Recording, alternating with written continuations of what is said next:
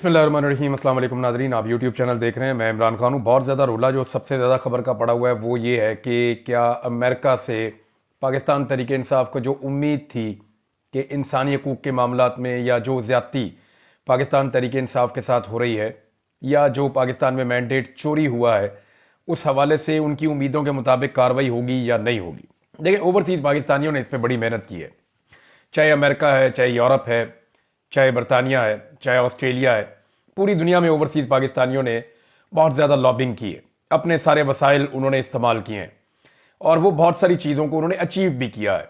ऐसा नहीं है कि पाकिस्तानी हुकूमत जो है वो बिल्कुल पुरसकून है या उन्हें कोई प्रॉब्लम नहीं है। इस वक्त भी जो विल्सन काम कर रहा है जिस एक प्रोजेक्ट के ऊपर, और जो विल्सन का अपना एक बिल है जिसको उसने तैयार किया, उसने पाकिस्तान को टाइम दिया कि जी इतने दिनों के अंदर अगर आप ये कर देते हैं तो ठीक है, वरना फिर मैं ये बिल अमेरिका में पेश करूंगा वहां पे कांग्रेस में और इसको पास करवाऊंगा। अब उस बिल के अंदर जो है वो आसिम मुनीर, पाकिस्तान के आर्मी चीफ, उनका नाम लिखा हुआ है। तो कुछ ज़राए ये बता रहे हैं कि जो विल्सन को अप्रोच भी किया गया है कि आप जो मर्जी नाम शामिल करें, पाकिस्तान के आर्मी चीफ का नाम शामिल ना करें, क्योंकि माजी में ऐसा कभी हुआ नहीं और ये एक ऐसा इशू है जिसके ऊपर पाकिस्तान की वहां पे एम्बेसी को भी और जितने भी वहां पे लॉबिंग फर्म्स हायर की जाती है उन सबको ये प्रॉब्लम है। अब ऑफ द रिकॉर्ड कुछ इंफॉर्मेशन मेरे पास पहुंची है, कुछ चीजें ऑफ द रिकॉर्ड रखूंगा, कुछ आपके सामने रख दूंगा। और दो डेवलपमेंट्स है ना, एक तो यह है कि डोनाल्ड ट्रंप ने शुक्रिया अदा किया। उस शुक्रिया को लेकर बहुत सारे लोग पाकिस्तान में खुश हो गए और उन्हें लगा कि ये बहुत बड़ी कामयाबी हो गई है और हुकूमत ने कुछ सुख का सांस लिया कि उनके ऊपर एक तलवार लटक रही थी, पता नहीं डोनाल्ड ट्रंप उनके साथ क्या करेगा। लिहाजा उन्हें लगा कि अब वो जो खतरा डोनाल्ड ट्रंप की जानिब से था वो टल गया है। इमरान खान साहब ने वैसे अपने मुंह से कभी नहीं कहा कि उन्हें डोनाल्ड ट्रंप से कोई उम्मीद है या वो ये सोचते हैं कि अमेरिका उनकी रिहाई करवाएगा। वो ये कहते हैं कि जो बाइडन की इंतजामिया ने जो सपोर्ट दी है और जो उनकी ख्वाहिश के ऊपर पाकिस्तान में हुकूमत गिराई गई है, वो अमल वो समझते हैं कि वो गलत हुआ और उसमें वो जनरल बाजवा का रोल कहते हैं सबसे बड़ा था कि जनरल बाजवा ने अमेरिका को कुछ और बताया, पाकिस्तान में कुछ और बताया और उन्होंने डबल गेम करके इमरान खान साहब को डैमेज किया। फिर डोनाल्ड डू का जो साइफर है वो भी मामला आपके सामने है। अच्छा, इमरान खान साहब ने वैसे कभी नहीं कहा कि उन्हें इमरान खान को यह लगता है कि डोनाल्ड ट्रंप आएगा तो इमरान खान को छुड़ाएगा, तो ऐसा कुछ भी इमरान खान साहब ने नहीं कहा। हाँ, ओवरसीज पाकिस्तानियों ने इसके लिए बंदोबस्त किया और उनका आज भी यही दावा है कि अमेरिका से पाकिस्तान के ऊपर प्रेशर बढ़ेगा। ये दावा वो किस बुनियाद पे कर रहे हैं चीजें मैं आपके सामने रखता हूं, लेकिन बाबर एवान साहब कह रहे हैं कि कभी भी मदद के लिए ट्रंप की तरफ नहीं देखा। निजाम आजकल ट्रंप को इज्जत दो की मुहिम चला रहा है। दहशतगर्द को अमेरिका भेजा गया, किसी मुलजिम को अमेरिका के हवाले करना ही था तो आफिया सिद्दीकी वाला मामला भी हल कर लेते। ये भी जनाब सवाल उठाया। इसमें एक स्टेटमेंट जो है वो सीआईए के सरबराह का है और ये उनका इंकशाफ है कि डोनाल्ड ट्रंप ने जब पाकिस्तान का शुक्रिया अदा किया कि जो दहशतगर्द जिसका ताल्लुक आईएस खुरासान से है, वो जब पकड़ के हवाले किया गया अमेरिका के, उसको वर्जीनिया की अदालत में वहां पे पेश भी किया है इब्तदाई तौर पे। फर्दर उसका केस चलेगा। उसको यह बताया गया कि तुम्हें उम्र कैद हो सकती है अगर ये जुर्म तुम्हारे ऊपर साबित हो गया तो। तर्जुमान के जरिए से वो बात कर रहा है वहां पे अदालत में। तो अब ये जो सीआईए के सरबराह है उसने इंकशाफ किया कि पाकिस्तान ने काबुल हमले के मास्टरमाइंड की गिरफ्तारी में हमारी मदद की है। पाकिस्तान से कहा था कि अच्छे ताल्लुकात करने हैं, तो ये जो हमला हुआ था काबुल एयरपोर्ट पे, इस हमले की दहशतगर्द की गिरफ्तारी जो है हमारी तरजीह है। ओहदा संभालने के दूसरे रोज ही पाकिस्तानी हुकाम से रब्ता हुआ था। ये सीआईए के सरबराह ने इंकशाफ किया है। कुछ जगहों पे ये बात रिपोर्ट भी हुई है। लेकिन ये जो सारा मामला है ये एक एपिसोड है। मेरा ओवरसीज पाकिस्तानियों से रब्ता हुआ है जो अमेरिका में अमेरिकन हुकूमत के साथ एंगेजमेंट में है, जो विल्सन से भी मिलते हैं, बाकी लोगों से भी मिलते हैं, सेनेटर्स के साथ राब्ते में भी रहते हैं। वहां डॉक्टरों की एक बहुत बड़ी तंजीम है, वो भी अपने तौर पर काम करती रहती है। तो दूसरी बड़ी खबर इसके साथ जुड़ी हुई ये है कि स्टेट डिपार्टमेंट के अंदर जब क्वेश्चन उठाया गया पाकिस्तान के हवाले से, स्पेशली इमरान खान साहब का नाम लेते हुए, तो वहां से जवाब नहीं दिया गया इसके ऊपर। यानी नॉर्मली पहले क्या होता था, पहले ये होता था कि जो व्हाइट हाउस के तर्जुमान है वो खुलकर ये कह देते थे कि जी वो पाकिस्तान का अंदरूनी मामला है, पाकिस्तान की अदालतें आज़ाद हैं, पाकिस्तान की अदालतें जाने और इमरान खान का मामला जाने। हम पाकिस्तान के अंदर जो है इंसानी हकूक़ के मामलात को देख रहे हैं और हम पाकिस्तान को अपने एक ऐसे शराकतदार के तौर पे देखते हैं जो दहशतगर्दी के मामलात में पाकिस्तान की मदद करता है। पहले ये एक स्टीरियोटाइप जवाब होता था। तो अब जो है वो इन्होंने इसके ऊपर डेलिबरेटली जवाब नहीं दिया। जवाब ना देने के दो मतलब हैं, या तो उन्हें पता ही नहीं है अभी कि इसके ऊपर हमने पोजीशन क्या लेनी है, या फिर वो अभी जवाब देना नहीं चाहते, या उन्हें लगता है कि हमें पोजीशन पहले लेनी चाहिए और उसके बाद फिर हम जवाब देंगे। पोजीशन लेने के हवाले से ये क्लेम किया गया ओवरसीज पाकिस्तानियों की जानिब से कि मैं नाम उनके नहीं ले सकता, वो लोग राब्ते में हैं अमेरिकन के साथ, जिसका मैं नाम ले लेता हूं अगले दिन पाकिस्तानी सफारत खाना मुतहरक हो जाता है, पाकिस्तान में भी उनकी जो फैमिली है उनके लिए प्रॉब्लम हो जाती है। तो उन्होंने ये बताया कि जनाब जो विल्सन ने ये बताया है कि जो भी वो कर रहा है ये वो अकेला नहीं कर रहा, ये उसकी पार्टी की पॉलिसी है जिसके तहत वो ये कर रहा है। अब दो बिल आने वाले हैं नादरीन, एक बिल आ रहा है जो विल्सन लेकर आ रहा है, और दूसरी एक बाइंडिंग रेजोल्यूशन आ रही है, उसके ऊपर भी काम चल रहा है। और जो ओवरसीज पाकिस्तानी हैं अमेरिकन, वो लगातार सेनेटर्स के साथ राब्ते भी कर रहे हैं ताकि जितने ज्यादा कांग्रेसमैन के वोट्स वो तोड़ सकें, उन वोटों को तोड़ के वो अपनी बाइंडिंग रेजोल्यूशन को भी कामयाब बना लें और जो विल्सन का जो बिल है उसमें भी कामयाबी हो जाए। अब इस वक्त सिचुएशन क्या है, जो उन्होंने दावा किया वो मैं आपके सामने रख देता हूं। उनका यह कहना है कि हमें 435 में से आधे वोट चाहिए, यानी 215 के करीब वोट उन्हें मिल जाए, 215-20 वोट मिल जाए तो वो कामयाब हो जाएंगे। 220 वोट बहुत है। पिछली मर्तबा जब जो बाइडन की हुकूमत थी तो 368 वोट उन्हें मिल गए थे, यानी जितने वोट चाहिए उससे बहुत ज्यादा वोट्स उन्हें मिल गए थे। 220 की जगह 368 ले लेना बहुत बड़ी कामयाबी थी। तो इस मर्तबा वो ये कहते हैं कि बड़े आराम से वो सिंपल मेजॉरिटी ले लेंगे और अपनी बाइंडिंग रेजोल्यूशन भी पास करवा लेंगे। और अगर ये बिल जो विल्सन का है ये ईद से पहले लाने का इंदिया दिया है जो विल्सन ने ओवरसीज पाकिस्तानियों को कि ईद से पहले मैं ये बिल लेकर आऊंगा। तो अब अगर जो विल्सन का बिल आ जाता है उसके बाद बाइंडिंग रेजोल्यूशन आती है और उसके अंदर तो 11 लोगों के नाम है। जो विल्सन ने तो सिर्फ अभी एक आर्मी चीफ का नाम लिखा है और साथ में उन्होंने नत्थी किया है कि इनके साथ साथ जो बाकी अफसरान हैं या बाकी लोग हैं उनकी फैमिलीज हैं ये सबको जो है बैन किया जाए। लेकिन जो बाइंडिंग रेजोल्यूशन आ रही है उसमें 11 नाम शामिल है अब तक की इतला के मुताबिक, और उसके ऊपर सेनेटर्स के साथ मुलाकातें ओवरसीज पाकिस्तानी जो हैं जो डायस्पोरा वहां मौजूद है वो मुलाकातें कर रहे हैं। और उनका ये क्लेम है कि वो बड़े आराम से सिंपल मेजॉरिटी हासिल कर लेंगे। ये एक दबाव तो आएगा पाकिस्तान की मिलिट्री एस्टेब्लिशमेंट पे भी, पाकिस्तान की हुकूमत के ऊपर भी एक दबाव आएगा अगर अमेरिका की जानिब से पाबंदियां लगती हैं। तो अमेरिकन मीडिया पहले ही कह चुका है कि पाकिस्तान पे और अफगानिस्तान के जो शहरी हैं उनके ऊपर अमेरिका में दाखिले पर पाबंदी लगने जा रही है। और उसका रीज़न ये है कि अमेरिकन अपनी सिक्योरिटी को लेकर काफ़ी फिक्रमंद है और उन्हें लगता है कि बदला लिया जा सकता है अमेरिका में आकर पाकिस्तानियों की जानिब से या अफगानियों की जानिब से। वैसे भी दहशतगर्दी जो है वो इस वक्त अफगानिस्तान से ज़्यादा पाकिस्तान में है। पाकिस्तान दुनिया का दूसरा बदतरीन मुल्क है दहशतगर्दी के अदाद-ओ-शुमार को लेकर, और ये एक इंतहाई अफसोसनाक डेटा है जो बाकायदा जारी किया गया है। टेररिज्म इंडेक्स को जब आप देखते हैं तो आपको पता चलता है कि कैसे पाकिस्तान इस वक्त दहशतगर्दी की आग की लपेट में है। आर्मी चीफ गए जी बन्नू, उन्होंने बन्नू का दौरा किया और उन्होंने वहां पे ब्रीफिंग वगैरह ली, फिर वहां पे उनके कुछ स्टेटमेंट भी आए। तो जो हथियार इस्तेमाल किए गए हैं बन्नू वाले अटैक में वो गैर मुल्की हथियार है, ये बहुत अहम है। और दूसरा उन्होंने ये क्लेम किया और ये उन्होंने कहा कि अफगानिस्तान की सरजमीन जो है वो महफूज पनाहगाह है दहशतगर्दों की, और उसे इस्तेमाल किया गया है और दहशतगर्द वहां से आए और उन्होंने पाकिस्तान के अंदर अटैक किया। अब ये इसमें दो राय है। एक राय जो है मौजूदा हुकूमत की है, हुकूमत ये चाहती है कि अमेरिका के साथ मिलकर पाकिस्तान अफगानिस्तान में ऑपरेशंस करे और अफगानिस्तान को असलहे से पाक करे। अब ये एक ऐसा एडवेंचर है जिसमें अमेरिका को दोबारा से एक जंग की दावत दी जा रही है कि जो जंग आप पीछे 20 साल लड़के नहीं जीत सके, आप दोबारा आए, जो असला आप यहां पे छोड़ के भागे हैं अब दोबारा उस असले को वापस लेने का टाइम आ गया, तो आए अफगानियों के साथ लड़ते हैं। तो क्या ये पॉसिबल होगा, अमेरिका इस लड़ाई में आएगा? तो साफ मेरी तरफ से ये जवाब, और मैं क्लियरली आपको बता रहा हूं कि अमेरिका कभी भी इस लड़ाई के लिए अपनी फौजें नहीं उतारेगा। तो क्या वो बाहर बैठ के पाकिस्तान की फौज को लड़वाएगा अफगानियों के साथ? इस बारे में अभी हम कुछ नहीं कह सकते, लेकिन ये बात कंफर्म है कि पाकिस्तान अमेरिका को इस लड़ाई के अंदर लाना चाहता है, क्योंकि पाकिस्तान में इस वक्त दो तरह की सोच है। एक जो हुकूमत की सोच है या एस्टेब्लिशमेंट की है, उन्हें लगता है कि अफगानिस्तान के साथ सख्ती के साथ डील करना चाहिए। दूसरा जो इमरान खान साहब का फार्मूला है, वो पहले भी ये कहते रहे कि आप अफगानिस्तान को अंगेज करें, जितनी ज्यादा आपकी अफगानिस्तान के साथ अंगेजमेंट होगी उतनी जल्दी पाकिस्तान में अमन आएगा। अली मोहम्मद खान साहब ने भी अभी यही एक स्टेटमेंट दिया है।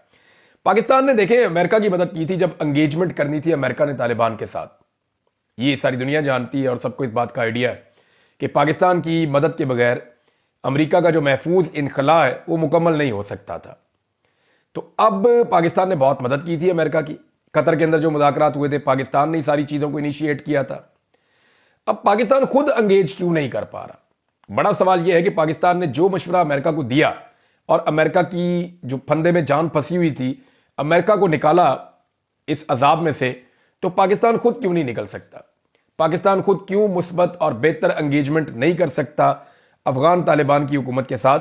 पाकिस्तान को यह एंगेजमेंट करनी चाहिए। पाकिस्तान को पहले तो आपस में अपनी अंदरूनी एंगेजमेंट करनी चाहिए, जिसमें जुनैद अकबर साहब ने एक स्टेटमेंट दिया। वो स्टेटमेंट मैं आपके सामने रख देता हूं। जुनैद अकबर साहब कह रहे हैं, मैं ये कभी नहीं कहूंगा कि हमारा एस्टेब्लिशमेंट से कोई राब्ता नहीं है। राब्ते होते हैं, बिलवास्ता और बिला वास्ता भी होते हैं। इदारों से राब्तों पर हमें कोई शर्म भी नहीं है, क्योंकि ये हमारे अपने इदारे हैं। अब मामला यह है कि अगर पाकिस्तान तहरीक इंसाफ ने इदारों के साथ राब्ते करने और इदारों को एंगेज करना है, तो फिर सियासतदानों के साथ राब्ते और उनके साथ एंगेजमेंट कैसे होगी?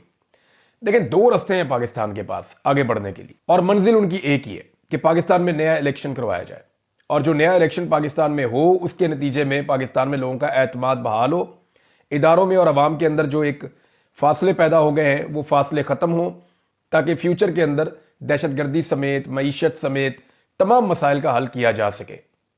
वो शुरू तभी होगा जब पाकिस्तान के अंदर एक फ्री एंड फेयर इलेक्शन होगा। अच्छा, इस इलेक्शन की तरफ जाने के दो रास्ते हैं। या तो सारी पॉलिटिकल पार्टीज और पॉलिटिकल स्टेक होल्डर्स बैठे और बैठकर ये तय करें कि हम एस्टेब्लिशमेंट को बाहर निकाल रहे हैं सियासत में से, लिहाजा एस्टेब्लिशमेंट का सियासत से कोई किरदार नहीं है, हम आपस में बैठ के तय कर लेते हैं कि कब तक ये हुकूमत चलनी है, और उसके बाद हम पाकिस्तान में इलेक्शन अनाउंस कर देते हैं। एक तो तरीका ये है। अब अगर ये तरीका नहीं अपनाया जाता, इस तरीके पे आने के लिए जो हुकूमत की जमातें हैं वो डरती हैं, उन्हें खौफ है। बिलावल को लगता है कि उसकी बारी आ सकती है, जरदारी साहब को लगता है कि वो अपने बेटे को अपनी जिंदगी में वजीर आजम देखना चाहते हैं, तो यही मौका है और वो उसको वजीर आजम बना सकते हैं। तो अगर ये लोग एंगेजमेंट नहीं करते तो फिर for the sake of country Pakistan Tehreek Insaf को एस्टेब्लिशमेंट के साथ बात करनी पड़ेगी। अब ये पाकिस्तान तहरीक इंसाफ की एक कमजोरी आप समझ लें कि वो जब भी एस्टेब्लिशमेंट से बात करते हैं वो बता देते हैं कि जनाब हमारी एस्टेब्लिशमेंट के साथ बात हो रही है, यहां तक बात पहुंच गई है। जबकि शहबाज शरीफ साहब डिक्की पे बैठ गए, लेकिन उन्होंने कोई बात बाहर नहीं निकाली। शहबाज शरीफ साहब के साथियों ने या शहबाज शरीफ साहब ने जितनी एंगेजमेंट की, जब तक कि उन्हें कामयाबी नहीं मिल गई तब तक उन्होंने कोई बात बाहर नहीं निकाली। अब मामला यह है कि एस्टेब्लिशमेंट को अगर एंगेज करके भी सियासत से बाहर धकेल दिया जाए तो ये एक बहुत बड़ी कामयाबी है। यानी जब शहबाज शरीफ साहब मुज़ाकरात कर रहे थे या नवाज शरीफ साहब और उनकी पार्टी जब एंगेजमेंट कर रही थी, जब प्लान बना रहे थे इमरान खान साहब की हुकूमत को गिराने का, तो उस प्लान के अंदर एस्टेब्लिशमेंट को सियासत से बाहर निकालना कहीं शामिल नहीं था। बल्कि हुआ यह कि उस प्लान के नतीजे में एस्टेब्लिशमेंट सियासत के अंदर ज्यादा धंसती चली गई, और अब सूरत हाल यह है कि पाकिस्तान की हर अहम पोजीशन के ऊपर फौज बैठी हुई है और मिलिट्री एस्टेब्लिशमेंट को पूरी तरह से एंगेज कर दिया गया है। यानी सिंपल अगर हम ये कहें कि वुज़रा खुद मानते हैं, हम क्या कहें। राणा सनाउल्लाह साहब बता रहे हैं कि जी हम तो लाए नहीं परवेज खट्टक को। मोहसिन नकवी भी हमारा आदमी नहीं है, जिनका आदमी आप जानते हैं। फैसल वाडा का ताल्लुक इस कबीले से आप जानते हैं। तो इस हुकूमत के अंदर बहुत सारे ऐसे एलिमेंट हैं, वजीर खजाना समेत, जिनका मौजूदा हुकूमत के साथ ताल्लुक नहीं है या सियासी जमातों के साथ ताल्लुक नहीं है, वो एस्टेब्लिशमेंट के नुमाइंदे हैं। तो बिलवास्ता तौर पर पीछे बैठ के एस्टेब्लिशमेंट ही इस निज़ाम को चला रही है। तो एस्टेब्लिशमेंट को एंगेज करके अगर उनको सियासत से बाहर निकाला जा सके तो इससे बेहतर तो कुछ नहीं हो सकता। अब या तो ये काम सारी पॉलिटिकल पार्टीज मिलकर कर लें, या फिर पाकिस्तान तहरीक इंसाफ को एस्टेब्लिशमेंट को रास्ता देना पड़ेगा कि आप इस मामले से निकल जाएं, हम जाने और सियासत जाने और पाकिस्तान जाने, और हमें free and fair election Pakistan में करवाने दें ताकि पाकिस्तानियों का एतमाद बहाल हो सके। नाज़रीन, IMF के साथ मुज़ाकरात चल रहे हैं, और मुज़ाकरात के अंदर जो है ना वो एक पॉजिटिव चीज़ ये है कि जो सरकारी अफसरान हैं उनका पता ही नहीं चलता था इनके असासे कितने हैं, और इसके ऊपर IMF ने एक शर्त रखी थी कि जनाब सरकारी अफसरान के जो असासे हैं ये मामला जो है वो सामने लाए जाए। तो अब उसके लिए हुकूमत ने आमादगी दायर कर दी और फैसला हुआ है कि एक पोर्टल बनाया जाएगा जिसके ऊपर जो बड़े सरकारी अफसरान हैं उनके असासे उसके ऊपर लगा दिए जाएंगे। जनाब इन्होंने इतना कमाया, इतने पैसे हैं, इतनी तनख्वाह है इनकी, ताकि चीज़ें जो हैं वो क्लैरिटी के साथ अवाम के सामने आ जाएं। नाज़रीन, एक और बड़ी खबर है आज के दिन में, बल्कि मेरे लिए तो सबसे बड़ी खबर ये है, शहीद अरशद शरीफ का जो अज खुद नोटिस लिया हुआ है सुप्रीम कोर्ट ऑफ पाकिस्तान ने उनकी शहादत का, वो केस आज लग रहा है सुप्रीम कोर्ट ऑफ पाकिस्तान में। नादरीन, इस केस को अब आईनी बेंच सुनेगा। जस्टिस अमीनुद्दीन खान की सरबराही में 5 रुकनी आईनी बेंच आज जुमे के रोज इसकी समाअत करेगा और अरशद शरीफ कत्ल अज खुद नोटिस केस की समाअत होगी। इसमें जमाल खान मंदोखेल साहब, जस्टिस मोहम्मद अली मजहर साहब बेंच में शामिल हैं, नईम अख्तर अफगान साहब भी शामिल हैं, जस्टिस हसन अजहर रिजवी साहब भी और जस्टिस शाहिद बिलाल साहब भी इस बेंच का हिस्सा है। तो अरशद शरीफ साहब की जो शहादत है, शहीद अरशद शरीफ की, हम तो इसके ऊपर उम्मीद रखते हैं कि आज नहीं तो कल इंसाफ होगा। सबसे पहली चीज जो देखने वाली है, सुप्रीम कोर्ट ऑफ पाकिस्तान अगर कुछ देखना चाहती है तो वो ये देखे कि अरशद शरीफ पर 1.5-2 दर्जन मुकदमात किसने किए थे। यानी एक साथ इतने सारे मुकदमात कर दिए गए, फिर उनके लिए जमीन तंग कर दी गई, फिर उनसे उनकी नौकरी छीन ली गई, फिर उन्हें इतना मजबूर किया गया कि वो पाकिस्तान से बाहर चले गए, फिर जिस मुल्क में वो गए वहां से भी उन्हें निकलवा दिया गया, फिर एक तीसरे मुल्क में जहां पे वो मौजूद थे वहां उन्हें कत्ल करवा दिया गया।